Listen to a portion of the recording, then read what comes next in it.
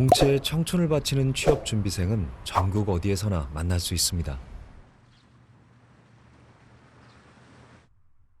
세연 씨는 서울에서 대학교를 졸업하고 고향인 충남 예산에 내려와 기업 공채를 준비하고 있습니다. 매일 자기소개서를 쓰고 기업의 채용 공고를 확인하고 이력서를 넣는 일이 반복되죠. 공채 준비 시작하신 지는 얼마나 됐어요? 준비한 지는 이제 시작한 지는 한 1년 6개월 정도 됐어요. 이력서를 몇 개 정도 쓰신 것 같아요? 한 100개 넘게 쓴 것 같아요. 이력서 지원 100번, 면접 15번. 하지만 번번이 좌절했습니다. 세연 씨의 하루는 공채에 합격하기 위한 계획으로 꽉 차 있는데요. 지금 공채 시즌이어서 기업 공고가 많이 올라와 있어가지고 자기소개서를 써야 되고 서류 합격하면 필기 시험도 준비해야 되니까 필기 공부할 것도 적어놓고 해서 많이 적혀져 있어요. 제일 적고 싶은 일정이 있을까요? 네, 당연히 뭐 취업했다 이런 거 적고 싶죠. 언제쯤 이 다이어리에 취업 성공이라는 말을 적을 수 있을까요? 취업 성공, 공채 합격의 길은 멀고도 험난합니다. 그 길을 헤쳐나가기 위해선 자신만의 무기, 스펙을 장착해야죠. 세연 씨도 자격증을 준비합니다. 반도체 회사나 아니면 제약회사, 화장품 회사에 지원하려고 해가지고 네, 그래서 이게 제가 지원하는 직무랑 그래도 조금이나마 좀 연관 지을 수 있어서 도움이 되겠다 싶어가지고 준비하고 있는 거예요. 기사 자격증을 몇 개 정도 딸 생각이세요? 저는 그래도 한 3개? 자격증은 공채에 합격하는 데 필수 조건은 아니지만 취업 경쟁력을 높이기 위해서 대부분이 장착하는 예비 아이템입니다.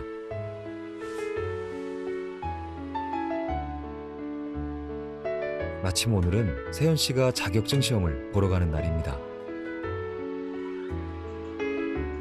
하지만 세연 씨와 같이 지방에 있는 취업 준비생에게는 자격증을 취득하는 것도 쉽지 않은 일인데요.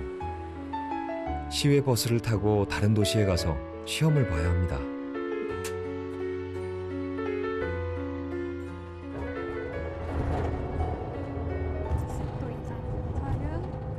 덜컹거리는 버스 안에서도 책을 놓지 않는 세연 씨. 합격을 위해서 한시도 허투루 보낼 수 없는데요. 공부한 흔적이 빼곡합니다.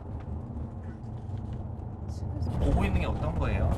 이건 제가 모델 잘 안 외워지는 부분? 이거를 좀 보고 있어요. 마지막으로 외우려고.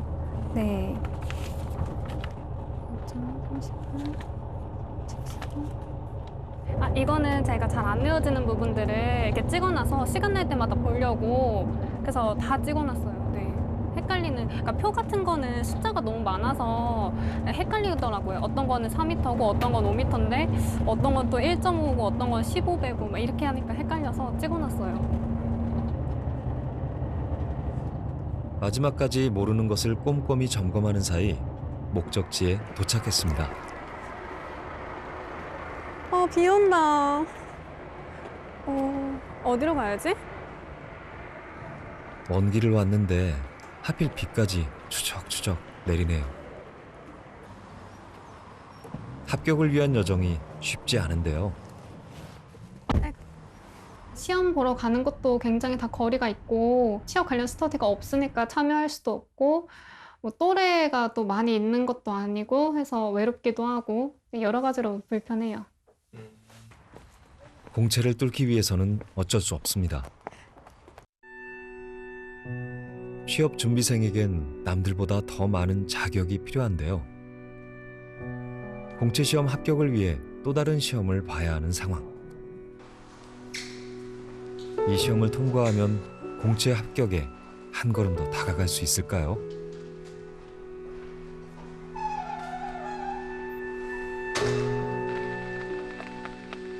저 굳게 닫힌 취업의 문을 어떻게 하면 열 수 있을까요? 취업이 늦어지니 집에서도 여간 눈치가 보이는 게 아닙니다.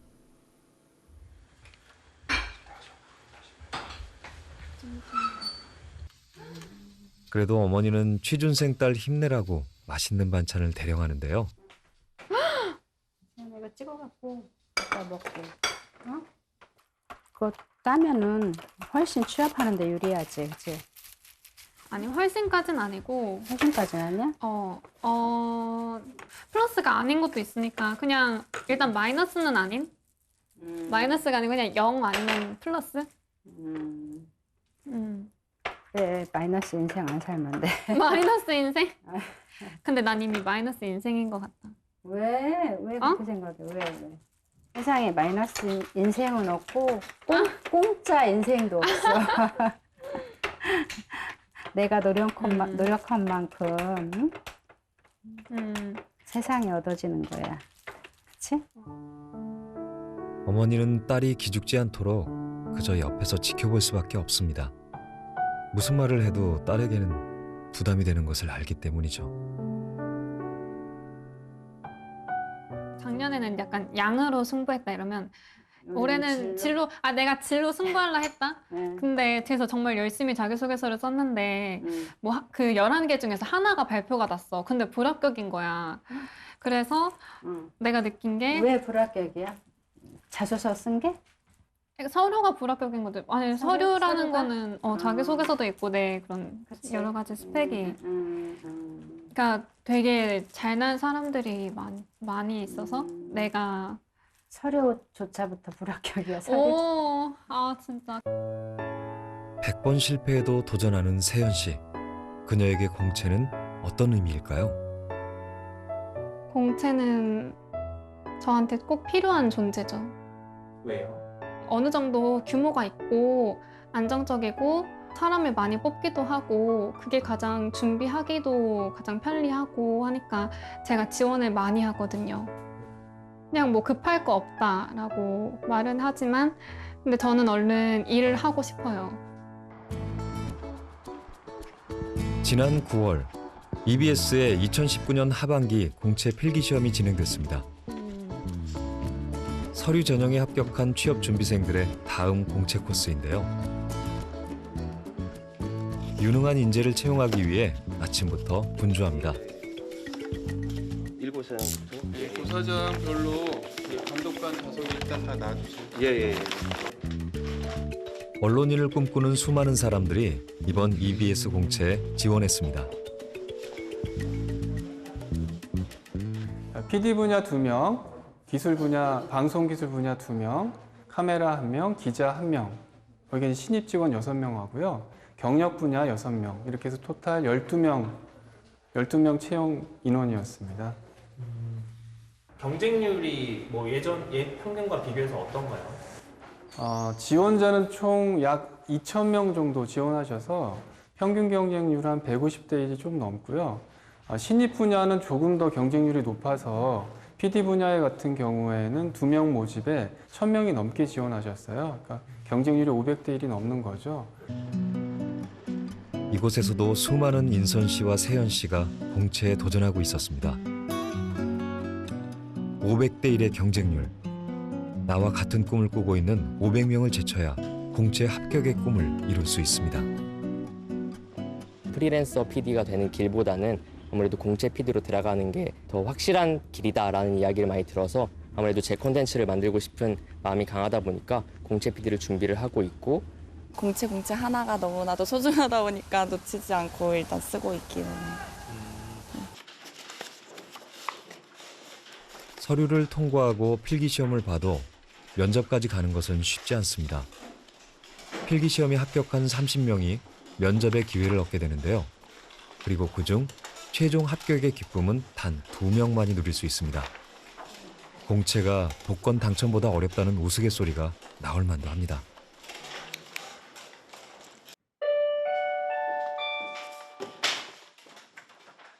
복권 당첨보다 어려운 시험이 시작됐습니다. 2019년 상반기 구직자의 서류 합격률은 26%밖에 되지 않습니다. 도대체 공채가 뭐기에 이 힘든 과정을 겪게 하는 걸까요?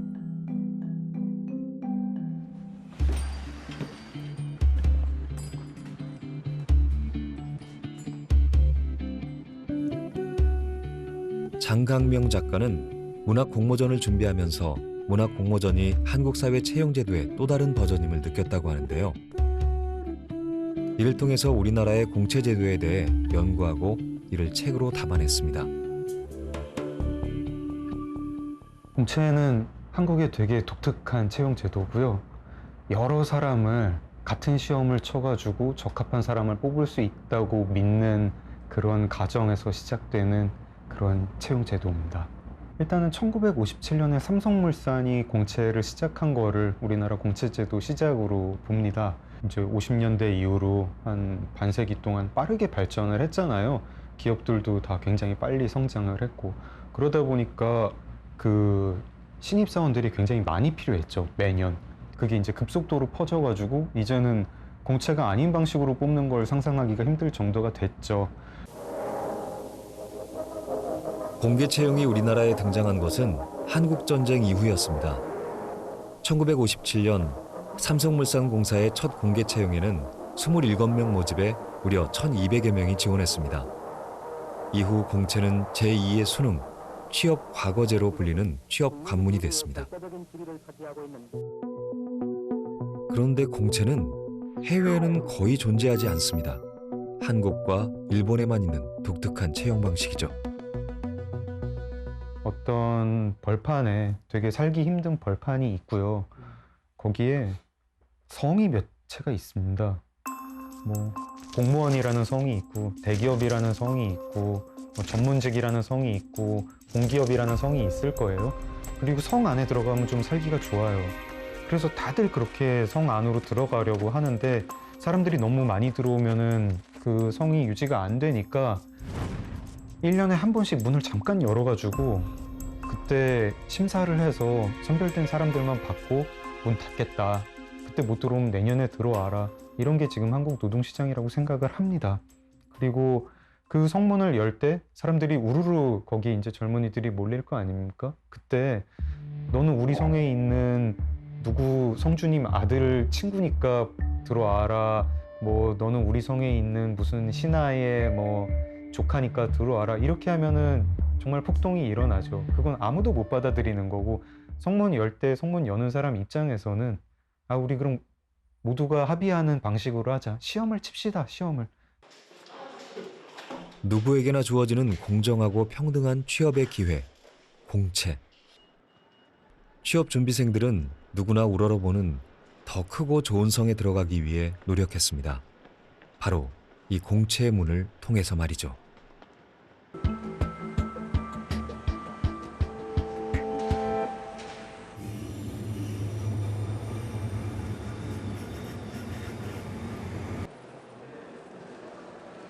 충남 예산에서 취업 준비를 하고 있는 세연 씨도 답답하긴 마찬가지입니다. 얼마 만에 오신 거예요, 서울은? 서울 거의 한 6개월 만에 오는 것 같아요. 6개월 만에 학교에 왔는데 온통 취업 생각뿐입니다. 그 직무가 정확히 어떤 일을 하고 어떤 역량을 위주로 봐서 채용을 하는지 이게 궁금해서 왔어요. 한 기업의 취업 설명회에 참가했습니다. 기업이 원하는 인재상을 정확히 알기 위해서 왕복 4시간의 먼 길을 마다 않고 왔습니다. 올 하반기에 유난히 적었던 공채 공고. 그중 한 기업의 채용 설명회이기 때문에 합격이 절실한데요. 이번에 좀 TO가 나온 직무를 위주로 제가 설명을 드리도록 하겠습니다. 신입에게 요구되는 직무 경험과 역량은 어디까지인지, 수시 채용이 확대되면 경력과 이력이 더 중요해질 텐데 어떻게 준비할지 막막합니다. 지금까지 제가 쭉 채용 설명을 진행을 했던 것들이 순서라고 보시면 될 것 같아요. 설명회 후 개별 취업 상담도 미리 신청해뒀습니다. 안녕하세요. 이번에 지원하면 3번째 지원하는 건데요. 아, 그러세요? 네. 제가 이번에 그 QC 지원하려는데 근데 이게 정확히 어떤 역량이 필요한지 잘 모르겠어요.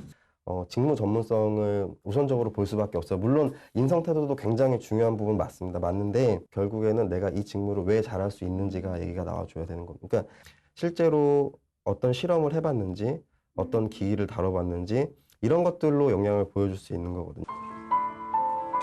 두드릴수록 좁아지는 공채의 문. 점점 열리는 수시 채용의 문. 세연 씨는 갈림길에 서 있습니다. 하반기 때 다 떨어지면 그럼 정말 작은 중소기업이라도 가서 QC 업무를 해서 일을 해보는 게 그게 더 맞다고 생각하시나요? 솔직히 요즘 어느 회사든지 이제 공채가 좀 줄어들고 있는 게 좀 사실이고 저희는 공채를 계속 유지하고 있지만 또 경력 위주로 좀 채용을 하고 있는 것도 사실이에요. 경험을 어떻게 쌓느냐가 내 앞으로 커리어에 굉장히 영향을 좀 많이 주는 건 사실이거든요. 그래서 뭐 어떤 다른 회사의 인턴이라든지 뭐 계약직이든 뭐 정규직이든 그런 경험을 쌓고 다시 지원해 보시는 것도 방법이긴 하죠. 예. 1년 반 동안 공채를 향해 달려왔는데 이제야 공채가 사라지고 있는 상황이 확실히 체감됩니다. 내 취업문이 더 좁아지고 있구나라는 생각이 들고 있고 수시 채용이 더 확대되기 전에 내가 얼른 취업을 빨리 해야겠다라는 생각이 들었어요. 공채가 사라지는 현상을 예측해 화제가 된 이시안 교수의 수업 시간. 예비 취업 준비생들이 모여들었습니다. 이렇게 해야 돼요. 삼성 적격성 검사, 현대모터그룹 적격성 검사. 너 삼성에서 일하는데 적격한 사람이니? 현대에서 일하는데 적격한 사람이니? 적성과 완전 달라요. PSAT는 시작되고 있는 공채의 종말. 취업 준비생이 걱정하는 부분은 무엇일까요? 그 능력을 내가 체크해 주마. 이게 NCS 시험인 거고요. 포트폴리오가 가장 중요해서 네. 그 부분이 아무래도 요즘 그냥 취업이 어렵다는 얘기는 진짜 많이 하는데 실질적으로 그런 정보를 얻는 과정에서 어떤 게 진짜 정보고 어떤 게 좀 그냥 걸러도 괜찮은 그런 정보인지 좀 헷갈리는 경우가 있어요. 좀 정보를 어디서 얻어야 될지 그런 게 좀 헷갈리고. 구직자의 대부분은 좋은 일자리와 채용에 대한 정보의 부족을 걱정하고 있습니다. 중소기업에 대해서 이 기업이 도대체 어디 있는 거야 라고 처음 듣는 친구들이 굉장히 많아요. 그러면 그때부터 시작을 하는 거니까 이 친구가 알 수 있는 건 뭐 매출이 얼마네, 성장이 얼마네 이거밖에 모르는데 사실 중소기업 들어가면 그 안에 여러 가지 것들이 또 있잖아요. 근데 대기업 같은 경우에는 뭐를 어떻게 준비하냐가 굉장히 나와 있는 편이거든요. 삼성은 항상 뭐 지산, 그 다음에 CJ는 이런 경향 이런 식으로 굉장히 정보가 많이 나와 있는 편이잖아요. 준비하는 입장에선 이게 준비하기가 편한 거예요. 그러니까. 좋은 일자리, 좋은 기업에 취직하고 싶은 건 당연합니다. 그렇다면 어떤 것이 좋은 일자리인지 기업 정보는 어떻게 얻어야 할까요? 결국 구직자에게 필요한 것은 더 높은 차원의 정보 공유입니다. 채용 플랫폼을 운영하는 조민희 대표는 정보의 공유에 주목하고 있습니다.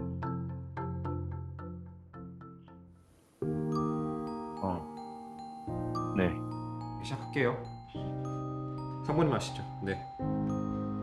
오전에 미팅에서 들었는데 기본적으로 대부분의 스타트업 채용 담당자가 혹은 이제 기존 중견 대기업들의 헤드헌팅 경험이 좋지 않대요. 우리가 기존에 했던 의뢰 추천 이런 형태는 괜찮냐라고 하니까 그거는 괜찮을 것 같다라는 거였고. 2013년 한 스타트업 기업이 구인의 어려움을 겪는 것을 보고 정보를 기반으로 한 채용 플랫폼을 구상했는데요. 저희는요, 대한민국 사람들 누구나 서비스에 들어와서 자기 비즈니스 프로필을 만들고 자기랑 비슷한 분야에 있는 다른 사람들과 교류를 하던가 일자리 정보를 찾던가 아니면 어떤 기업에 대한 정보를 자유롭게 찾아볼 수 있는 비즈니스 네트워킹 플랫폼입니다. 정보 교환과 공유에 좀 초점이 맞춰진 맞습니다. 네, 서비스인 거고. 일에 관련된 정보 교류, 정보 교환 같은 걸 볼 수 있을 것 같아요. 내가 프로필 등록을 한 다음에 내가 관심이 있는 회사가 있으면은 그 회사에 다녔던 사람한테 연락을 해서 정보를 얻을 수 있다던가 아니면 다른 사람이 또 나한테 내가 했던 어떤 프로젝트에 관련된 도움을 얻는다던가 이런 식으로 기존에 그 뭔가 내가 이력서를 쓰고 그냥 그런 것들 DB에 등록하는 것보다 훨씬 사용자들이 가져가는 이점이 크다고 할 수 있는 거죠. 기업은 구직자가 기업을 쉽게 알 수 있도록 기업 정보를 등록하고 구직자 역시 자신의 정보를 등록해서 쌍방향으로 정보를 얻을 수 있는 겁니다. 구인구직 채용시장 쪽에 되게 중요한 게 개인들에 대한 정보랑 기업들에 대한 정보가 둘 다 중요하거든요. 그래서 저희는 기업들에 대한 상세한 정보도 제공을 하고 있습니다. 기술 스택이라 불리던 것들은 기업의 비밀처럼 취급하는 경우가 되게 많았거든요. 우리가 서비스를 유지할 때 어떤 기술을 써서 유지를 하고 있는가, 그리고 우리가 어떤 언어들을 써가지고 개발하고 있는 같은 것들을 기존에는 기업 비밀이라 혹은 그냥 관심이 없었어요. 이런 것들에 대해서. 특히 기업이 언제 설립되었고 직원 수가 몇 명이고 매출은 얼마다 라는 단편적인 정보를 넘어 어떤 프로젝트를 하고 어떤 구성원들이 있는지 자세하게 공개하고 있습니다. 그런데 채용 정보 플랫폼이라기보다 소셜미디어와 비슷한데요. 사실 이렇게 정보가 나온다 그랬을 때 저희 플랫폼을 통해서 구직하시는 분들은 이 회사의 디자이너로 일하는 분들한테 실제로 말을 걸어볼 수 있어요. 어떤 회사 정보뿐만이 아니라 그 회사 구성원에게 직접 맞습니다. 연락해서 네. 일적으로 관심 있는 것에 맞춘 게 저희가 콘텐츠를 보여주는 방식의 특징이라고 할 수 있을 것 같습니다. 공채가 줄어들고 수시 채용이 확대되자 플랫폼을 찾는 사람들도 많아졌습니다. 4만 개 이상의 기업과 15만 명 이상의 구직자가 프로필을 등록하고 있는데요. 이 기업에서 일하고 있는 박수연 씨도 직접 채용정보 플랫폼에 프로필을 등록해서 구직 활동을 해왔습니다.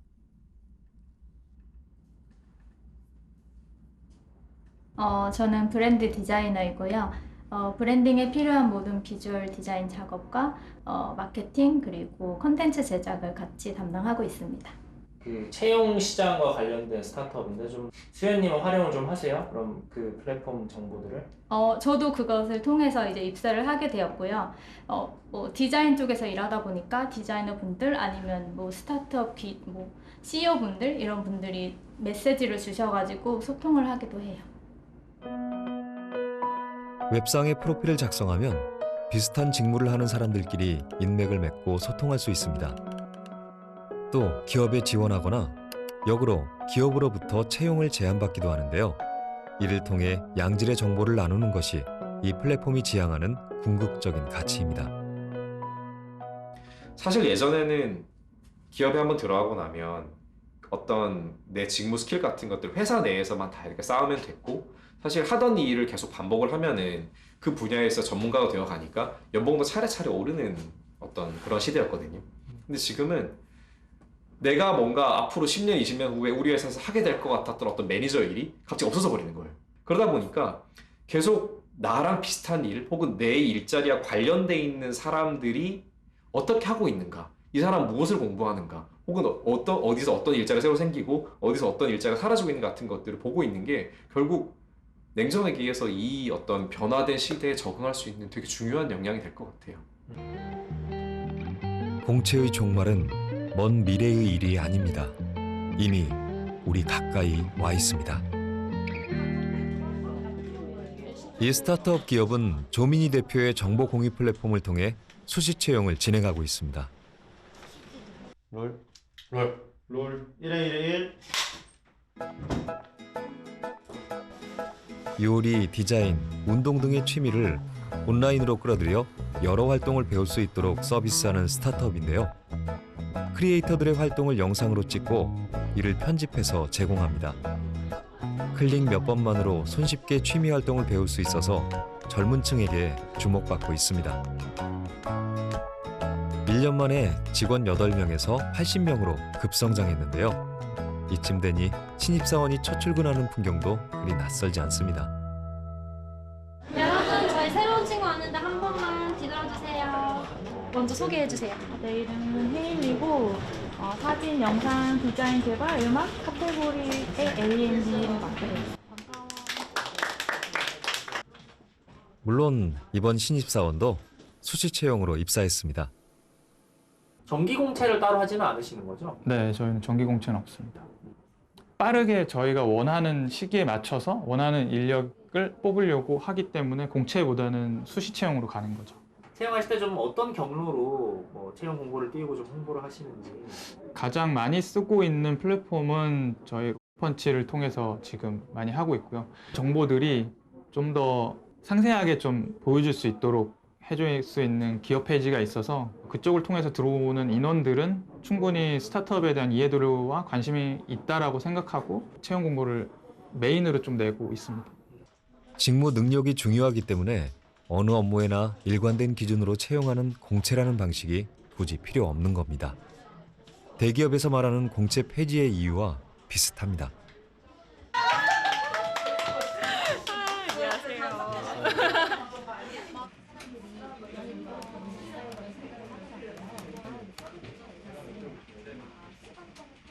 이혜인 팀장은 입사 4개월 차입니다.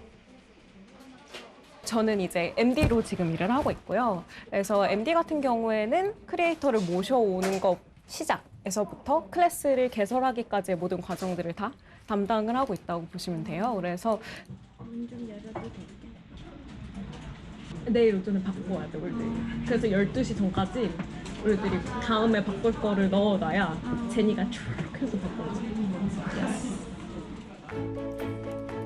두 군데의 기업에 입사해서 컨텐츠와 관련한 경험을 쌓았고 그것이 취업과 업무에 큰 도움이 됐습니다. 직무 능력을 보고 채용했기 때문에 입사 4개월 차지만 업무 처리가 아주 능숙한데요. 어떻게 좀 접하게 되셨어요? 펀치 채용 공고 링크를 보고 지원을 하게 됐어요. 클래스 페이지를 정말 많이 봤어요. 회사 입장에서도 자신들의 플랫폼과 기업을 잘 이해하고 있는 사람을 당연히 선호할 수밖에 없잖아요. 어떤 포인트 덕분에 채용이 된 것 같다라고 생각하시는 게 있는지?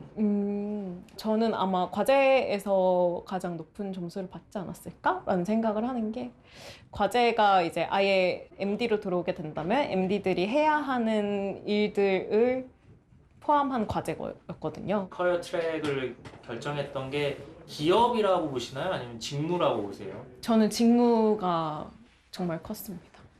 공고를 찾아볼 때 주로 회사를 보기도 하지만 제일 먼저 직무로 먼저 걸러냈던 것 같아요. 그래서 직무 보고 그 다음에 회사를 2차적으로 봤던 것 같아요. 공채를 통과하기 위해서 남들이 다 쌓는 스펙은 필요 없었죠. 그러니까 정석은 그렇게 하는 거죠. 취업 준비의 정석은 무언가 플래그를 딱 꽂아놓고 난 이거를 위해서 이런 활동들과 이런 스펙을 쌓아갈 거야가 솔직히 지금 우리나라에서 취업 준비의 정석이잖아요. 근데 사실 그거에 맞는 사람은 아니라고 생각을 해요. MD나 뭐 이런 콘텐츠 기획 이런 걸 할 거야라고 꽂아놓고 대학교 생활부터 이렇게 살아왔던 게 아니라 정말 그냥 제가 그때그때 하고 싶은 활동들을 막 하다가 보니까 이게 하나로 연결되는 게 그런 콘텐츠와 기획 마케팅이더라고요. 제가 살아온 거를 바탕으로 봤을 때 이 직무가 나한테 맞을 거다라는 결론에 도달했다고 표현하는 게 더 편할 것 같아요. 공채라는 신분증보다 업무 능력을 중시하는 사회로 변화하고 있습니다. 그러면은 저는 이 열차에 저도 후속 열차에 타도록 하겠습니다. 안 돼. 그러면 꼭 그렇게 공채 채용이 아니더라도 수시 채용으로 들어오더라도 충분히 자신한테 맞는 직무고 좋은 기업들에 들어갈 수 있거든요. 두 방식 중에 어느 방식이 더 맞았다고 보세요? 저는 수시가 훨씬 맞았죠. 그래서 여기 있는 거죠, 제가 지금. 사람들은 일하고 싶어 합니다. 그래서 준비합니다. 공채라는 오래된 방식을 통해서 말이죠. 하지만 공채 말고 다른 길을 먼저 걸어갔던 사람이 있습니다. 아마 그것이 우리 모두의 미래일 겁니다. 공채의 종말이라고들 합니다. 이미 와 있는 새로운 세상. 진짜 나의 모습은 무엇일까? 우린 그 질문에서부터 출발해야 하지 않을까요?